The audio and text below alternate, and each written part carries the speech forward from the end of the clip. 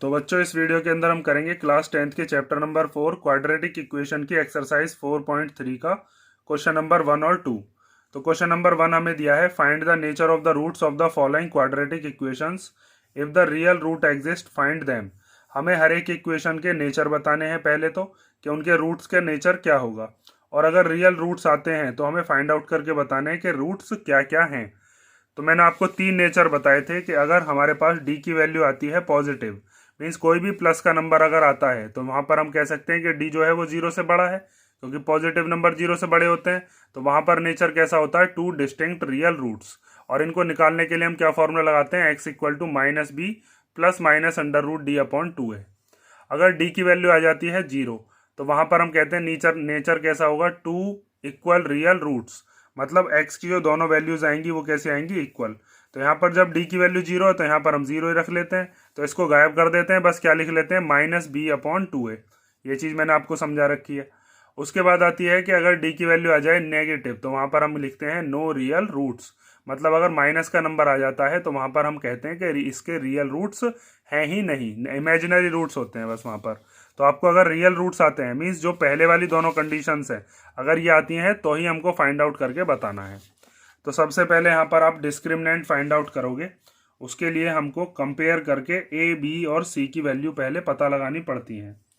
तो हम कंपेयर करते हैं by comparing with a x square plus b x plus c. जो हमारी जनरल इक्वेशन होती है, क्वाड्रेटिक इक्वेशन, वो होती है a x square plus b x plus c equal to zero. तो यहाँ से हमारी ए की वैल्यू क्या हो गई, टू, बी की वैल्यू हो गई -3 और सी की वैल्यू कितनी हो गई, 5। एक्स स्क्वायर के आगे ए होता है, तो यहाँ एक्स स्क्वायर के आगे 2 है, इसीलिए ए की वैल्यू 2। यहाँ पर x के आगे b है, ऐसे ही यहाँ पर x के आगे क्या है, -3, तो b की वैल्यू हो गई -3। कांस्टेंट c वो कितना है, -5। अब हम निकालते हैं डिस्क्रिमिनेंट, क्रिमिनेंट, जो कि d से डिनोट किया जाता है, कैपिटल D, जिसका फॉर्मूला होता है B square minus 4ac। b की जगह पर क्या रख देंगे, -3 और इसका स्क्वायर, फिर -4, a की जगह पर क्या रख देंगे, 2 और c की जगह पर क्या रख देंगे, 5। अब आगे सॉल्व करते हैं इसको। तो -3 का स्क्वायर करेंगे तो प्लस का 9, माइनस माइनस प्लस होते हैं, और 3 3 जा 9 हो गया। उसके बाद 4 2 जा 8 और 8 5 जा कितना हो गया, 40। 9 में से 40 को माइनस करेंगे, ये प्लस का है माइनस का, तो प्लस माइनस क्या होते हैं, माइनस। तो माइनस करके आ गया 31, साइन लगता है जो भी बड़ी डिजिट होती है उसका। तो यहाँ पर हमारा आ गया कितना, माइनस का 31। तो माइनस का 31 कैसा नंबर आया है, ये है नेगेटिव नंबर। नेगेटिव नंबर आने का मतलब ये है कि माइनस का जो 31 है वो छोटा है जीरो से। मीन्स जो डी की वैल्यू है वो जीरो से छोटी है, और जब जीरो से छोटी वैल्यू आती है, इसको आप ऐसे भी लिख सकते हो कि बी स्क्वायर माइनस 4ac जो है वो छोटा है जीरो से। तो वहां पर आप क्या लिखते हो, वहां पर नेचर ऑफ रूट्स कैसा है, वहां पर है नो रियल रूट्स। तो यहां पर हम लिख देते हैं नेचर ऑफ रूट्स कैसा है, नो रियल रूट्स। और जब रियल रूट्स हैं ही नहीं है तो हमें फाइंड आउट भी नहीं करने। अगर रियल रूट होते तो ही हम इनको फाइंड आउट करते। क्या टंग ट्विस्टर है। देखो, ये चीज मैंने यहाँ पर बताई थी ना, अगर नेगेटिव आता है तो नो रियल रूट्स होंगे, और यहाँ पर नो रियल रूट्स ही आ रहे हैं, तो हमको फाइंड आउट करना है ही नहीं। सेकंड वाला पार्ट देखते हैं। इसके अंदर आपको क्या करना है, सबसे पहले कंपेयर करेंगे इसको किससे, जो हमारी जनरल इक्वेशन है। तो by comparing with a x square plus b x plus c equal to zero. तो ए की वैल्यू कितनी हो जाएगी, 3, बी की वैल्यू हो जाएगी -4√3 और सी की वैल्यू कितनी हो जाएगी, 4। एक्स स्क्वायर के आगे वाला ए होता है, एक्स के आगे वाला बी होता है, और कांस्टेंट हो गया ये। अब आपको यहाँ पर निकालना है डिस्क्रिमिनेंट। तो डिस्क्रिमिनेंट निकालने के लिए उसको हम कैपिटल डी से डिनोट करते हैं, वो होता है B square minus 4ac। B की जगह पर रख दो माइनस का 4√3 और उसका स्क्वायर, फिर उसके बाद 4, ये वाला, ए की जगह पर आ गया 3 और सी की जगह पर कितना आ गया, 4। तो यहाँ पर आप देखो, माइनस का स्क्वायर करेंगे तो प्लस हो जाएगा, और 4 का स्क्वायर कितना होता है, 16, और √3 का स्क्वायर कितना होता है, 3। ठीक है, इस चीज को ध्यान से समझ लो। -4√3 का स्क्वायर का मतलब ये है -4√3 मल्टीप्लाई 4√3, तो माइनस माइनस तो प्लस हो गए, 4 जा कितना हो गया 16, और √3 की √3 में करते हैं तो 3 ही आ जाता है, या √9 आ जाता है, √9 3 का होता है, तो 16 3 जा 48 हो जाएगा। अभी करेंगे, चलो आगे। यहाँ पर 4 3 जा कितना हो गया 12, और 12 4 जा कितना हो गया 48, इन तीनों की मल्टीप्लाई करके 48 आ गया। 16 3 जा 48 और फिर माइनस 48, 48 में से 48 गया तो कितना आ गया 0। इसका मतलब यहाँ पर हमारी डी की जो वैल्यू है वो कितनी आ गई 0, मतलब कि b² माइनस 4ac कितना आया है 0। तो यहाँ पर आप बता सकते हो नेचर ऑफ रूट्स क्या है। नेचर ऑफ रूट्स यहाँ पर आएगा 2 इक्वल रियल रूट्स। ठीक है, 2 इक्वल रियल रूट्स आते हैं जब d की वैल्यू कितनी हो 0 हो। तो यहाँ पर आप डायरेक्ट ये भी लिख सकते हो x equal to minus b/2a, इससे निकाल लो, या फिर अगर आपको इसको रखकर निकालना है तब निकाल लो। d की जगह पर 0 रखोगे तो ये तो पूरा 0 ही हो जाना है, तब भी माइनस b/2a ही बचेगा। ठीक है, तो मैं क्या लगा देता हूँ x equal to minus b/2a। तो यहाँ पर हम लिखेंगे therefore 2 equal real roots are, वो कितने होंगे, वो हो जाएंगे x equal to minus b/2a से निकलने के बाद। तो माइनस एज इट इज लिख देते हैं, b की जगह पर क्या लिख देंगे माइनस का 4√3, तो ये आ गया 4√3, और अपॉन में 2 इंटू ए की जगह पर क्या लिख देंगे 3, तो ये माइनस माइनस कितना हो जाएगा प्लस, तो ये हो जाएगा 4√3 और अपॉन में 2 इंटू 3। यहाँ पर 2 से 4 कैंसिल हो गया 2 बार, तो हमारा आंसर कितना आ गया 2√3/3।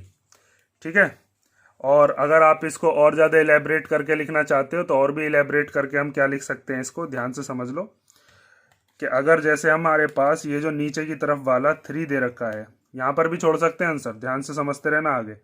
तो हम क्या लिख सकते हैं 2√3, और ये जो 3 है इसको हम लिख सकते हैं 2 बार, क्योंकि एक 3 के पास 2√3 होते हैं। जैसे यहाँ पर √3 की √3 में करके 3 बनाया था ना, तो यहाँ पर एक √3 से एक √3 क्या हो जाएगा कैंसिल, तो क्या आ जाएंगे 2 इक्वल रूट्स 2/√3। ठीक है, दोनों के दोनों क्या क्या होंगे 2/√3 और 2/√3। तो यहाँ पर आप चाहो तो लिख दो 2/√3 और 2/√3, ये दो आ गए हमारे इक्वल रियल रूट्स। इसके बाद लिखना है ये वाली चीज़। ठीक है, स्पेस कम थी, यहाँ पर मैंने कर दिया है। अब देखते हैं इसका हम थर्ड वाला पार्ट। तो थर्ड पार्ट में भी इसको आपको ऐसे ही सॉल्व करना है। सबसे पहले इसको कंपेयर कर लेते हैं जो हमारी जनरल इक्वेशन होती है उससे। तो यहाँ पर लिखोगे by comparing with ax² plus bx plus c equal to 0। तो a की वैल्यू कितनी हो जाएगी 2, b की वैल्यू हो जाएगी -6 और c की वैल्यू हो जाएगी कितनी 3। ठीक है, जब हमारे पास a b c आ गई तो अब हम क्या निकाल सकते हैं डिस्क्रिमिनेंट। और डिस्क्रिमिनेंट का मतलब है कैपिटल D, जिसका फॉर्मूला क्या होता है b² minus 4ac।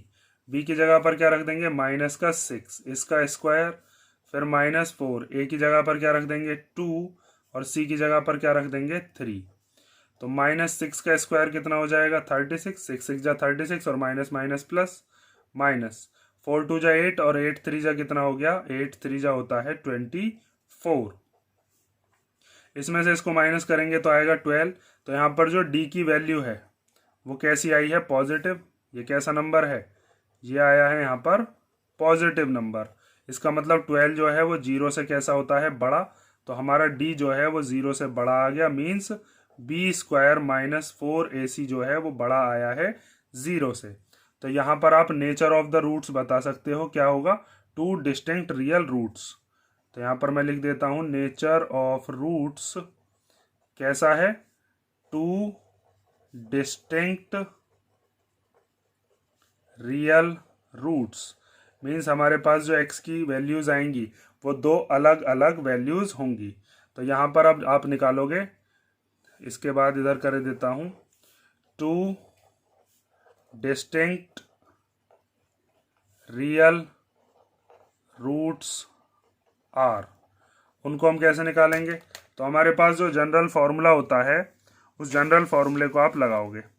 Quadratic formula क्या होता है x equal to -b plus √d upon 2a, और एक बार होता है minus b minus root d upon 2a। ठीक है, तो b की जगह पर b की वैल्यू रख देते हैं।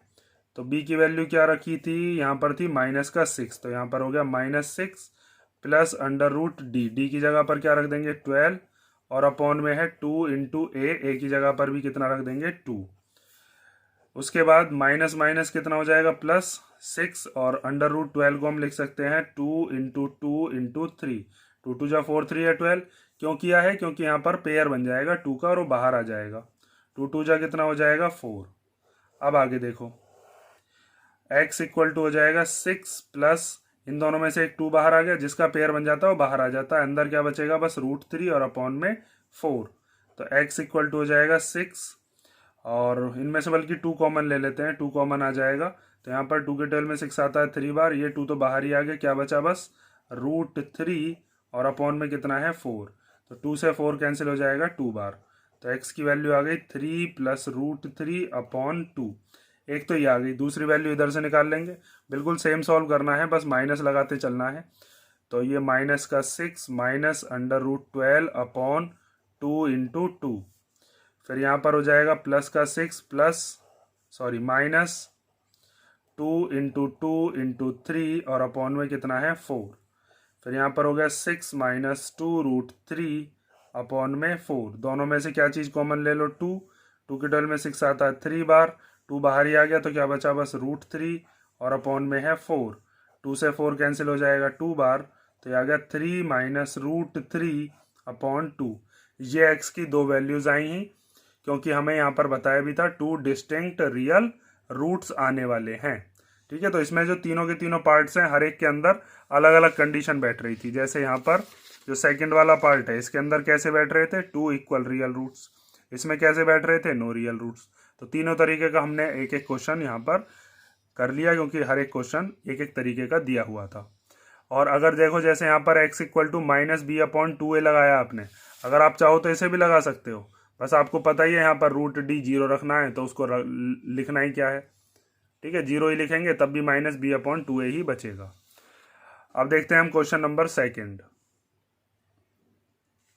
तो सेकंड क्वेश्चन दिया है, find the values of k for each of the following quadratic equations so that they have 2 equal roots. हमें k की वैल्यू इसमें फाइंड आउट करनी है। ये एक हमें इक्वेशन दे रखी है और हमसे बताया है कि इनके इक्वल रूट्स हैं, जो कि दे रखे हैं हमें। तो इक्वल रूट्स वाली कंडीशन क्या होती है, इसके अंदर जो d की वैल्यू होती है, वो d की वैल्यू कितनी रखते हैं हम 0, तभी तो इक्वल रियल रूट्स आते हैं। तो यहाँ पर हम क्या करेंगे, d की वैल्यू 0 के इक्वल रख देंगे और वहां से हमारी k की वैल्यू फाइंड आउट हो जाएगी। तो सबसे पहले तो आप इसको कंपेयर करोगे, जो जनरल इक्वेशन है वहां से a b c निकालोगे। तो by comparing with ax² plus bx plus c equal to 0, तो आपके पास a की वैल्यू क्या आ जाएगी 2, b की वैल्यू क्या आ जाएगी k, और c की वैल्यू क्या आ जाएगी 3। x² के आगे वाला a होता है तो वो 2 हो गया, x के आगे वाला b होता है तो x के आगे वाला k हो गया b, और जो कांस्टेंट है वो हो गया हमारा 3। तो यहाँ पर सिंस हमें बताया है कि given equation have 2 equal roots, ठीक है, तो देयरफॉर जो d की वैल्यू है वो हम कितनी लेंगे 0, मतलब b² - 4ac को हम किसके इक्वल लिखेंगे 0 के, क्योंकि d की वैल्यू क्या होती है b² - 4ac। b की जगह पर क्या रख देंगे k, तो यहाँ पर आ गया k का स्क्वायर -4, फिर a की जगह पर क्या रख देंगे 2, और c की जगह पर क्या रख देंगे 3, और इक्वल टू में हो गया 0। ये हो गया k² -4 2 जा 8 और 8 3 जा कितना हो गया 24, इक्वल टू में 0। ये जो माइनस का 24 है इसको 0 के पास भेजो, तो इधर आकर ये कैसा हो जाएगा प्लस का 24। इधर से स्क्वायर हटाएंगे तो इधर क्या चढ़ जाएगा स्क्वायर रूट में से जिसके पेयर बन सकते हैं उसको पेयर बनाकर बाहर निकाल लो। तो यहाँ पर हम पेयर बनाते हैं 24 के, तो वो क्या बैठेंगे 2 2 जा 4, 4 2 जा 8 और 8 3 जा 24। ये कैसे आता है पता है ना आपको, प्राइम फैक्टराइजेशन कर लेना 24 का। 2 के टेबल में आता है 12 बार, 12 आता है 2 के टेबल में 6 बार, 6 आता है 2k में 3 बार और फिर 3 आता है अपने में 1 बार, तो 3 बार 2 और 1 बार 3। यहाँ पर इस 2 के पेयर बन जाएंगे तो ये 2 बाहर आ जाएगा और ये 2 और 3 बेचारे अंदर ही रह जाएंगे रूट के अंदर। तो k इक्वल टू क्या आ जाएगा 2√6। और यहाँ पर प्लस और माइनस दोनों ही आपको लगाने पड़ेंगे, क्योंकि मैंने आपको पहले भी बताया था कि अगर मान लीजिए कहीं पर ऐसा लिखा हुआ है कि रूट के अंदर 25 है, तो वो हो सकता है कि रूट के अंदर 5 × 5 हो, क्योंकि 5 5 जो 25 होते हैं, तो पेयर में से बाहर निकल के ये 5 आ जाए। और √25 ऐसा भी हो सकता है कि अंडर रूट के अंदर क्या हो -5 × -5, क्योंकि 5 5 जब भी 25 आएगा और माइनस माइनस प्लस होते हैं, तो यहाँ पर हो सकता है माइनस का 5 बाहर आ जाए। तो हमें पता नहीं होता कि रूट के अंदर कौन सी वाली वैल्यू है, -5 × -5 वाली या 5 × 5 वाली। तो इसीलिए हम दोनों साइन लगा देते हैं, प्लस भी और माइनस भी। जैसे यहाँ पर √25 को आप कह सकते हो कि 5 प्लस का भी हो सकता है, माइनस का भी हो सकता है। सेकेंड पार्ट देखो, तो इसके अंदर भी पहले आपको कंपेयर करना होगा जनरल इक्वेशन से। तो हम लिखेंगे by comparing with ax² plus bx plus c equal to 0। तो a की वैल्यू क्या हो जाएगी? अच्छा, उसको करने से पहले आपको क्या करना पड़ेगा, इसको थोड़ा सा सिंप्लीफाई करना पड़ेगा, क्योंकि kx दे रखा है बाहर। तो यहाँ पर इस kx की मल्टीप्लिकेशन अंदर करो, kx की मल्टीप्लाई x में भी और kx की मल्टीप्लाई 2 में भी, क्योंकि यहाँ पर ये ब्रैकेट के बाहर दे रखा है ना। तो जब आप kx की करोगे x में तो ये हो जाएगा kx²। जब kx की हम करेंगे 2 में तो ये हो जाएगा -2kx और फिर +6 और इक्वल टू में 0। ठीक है, ये बन गई हमारी जो इक्वेशन थी। अब x² के आगे ये होता है, तो यहाँ पर x² के आगे क्या है k, तो हम a की वैल्यू को मानेंगे k के इक्वल। b क्या होता है, जो x के आगे हो वही b है। तो यहाँ पर x के आगे क्या क्या दे रखा, -2k, तो पूरा लिखना होगा -2k। और c क्या होता है, c होता है कांस्टेंट, जो कि कितना दे रखा है इस केस के अंदर 6। ये चीज समझ गए ना, अंदर की तरफ मल्टीप्लिकेशन हमने करके जनरल इक्वेशन के फॉर्म की तरीके से चेंज कर लिया। अब हमें बताया है कि since the given equation have 2 equal roots, given equation have 2 equal roots, और 2 इक्वल रूट्स कब होते हैं, जब d की वैल्यू क्या हो जाए 0, और d की वैल्यू होती क्या है b² - 4ac इक्वल टू क्या होता है 0। b की जगह पर क्या रख देते हैं -2k का होल स्क्वायर, फिर -4, a की जगह पर क्या रख देते हैं k, और c की जगह पर क्या रख देते हैं 6 और इक्वल टू में 0। तो माइनस का स्क्वायर करेंगे तो प्लस ही हो जाएगा, 2 का स्क्वायर हो गया 4, k का स्क्वायर करेंगे तो k² -4 6 जा कितना हो गया 24k और इक्वल टू में 0। अब इससे आगे सॉल्व करने के दो मेथड हैं, या तो आप पहले कॉमन ले लो इन दोनों में से। जैसे इन दोनों में से हम कॉमन ले लेते हैं 4 और k, तो यहाँ पर आपने जब 4 और k कॉमन ले लिया तो क्या बचेगा, एक k बचेगा, क्योंकि k² था ना। 4 के टेबल में 24 कितनी बार आता है 6 बार, k आपने बाहर ही ले लिया, और इक्वल टू में क्या है 0। ये 4k इधर मल्टीप्लीकेशन का, इधर आएगा तो डिवीजन में, तो हम लिख देंगे k - 6 इक्वल टू 0/4k, और 0 के अपॉन में कुछ भी हो वो 0 ही हो जाता है। अब उसके बाद ये माइनस का जो 6 है इसको इधर भेजेंगे तो ये कैसा हो जाएगा, इधर आकर प्लस का 6, तो ये आ गई k की वैल्यू आपके पास 6। एक तरीका तो ये है। दूसरा मेथड भी देख लो। सेकंड मेथड के अंदर हम क्या करते हैं, इसके आगे का मेथड बता रहा हूँ, यहाँ तक का तो आपको बिल्कुल सेम करना ही है, इसके बाद से आप लगा सकते हो क्या, सेकंड मेथड। वो सेकंड मेथड क्या है कि ये जो माइनस का 24k है इसको इधर भेज देते हैं, तो 4k² इक्वल टू ये 24k इधर आकर कैसा हो जाएगा, प्लस का 24k। यहाँ पर ये जो 4k है इसको आप ऐसे लिख लो 4 × k इक्वल टू 24k। हमें k की वैल्यू बतानी है, तो इस 4 और k को भेज दो इधर, इधर k ही रह जाएगा, इधर आ गया 24k था, और ये वाला 4 और k आ गया इधर इसके अपॉन में, तो k से k कट गया और 4 से 24 कट गया 6 बार, तो k की वैल्यू कितनी आ गई 6 आ गई। ठीक है, कोई सा भी मेथड लगा सकते हो, असल में तो एक जैसा ही मेथड है, ज़्यादा हार्ड नहीं है, कोई सा भी लगा लेना। ये हो गया आपका क्वेश्चन नंबर 4.3 का सेकंड पार्ट, और नेक्स्ट वीडियो में हम करेंगे इसके जो बाकी के तीनों पार्ट्स हैं, तीनों वर्ड प्रॉब्लम्स उसमें करेंगे।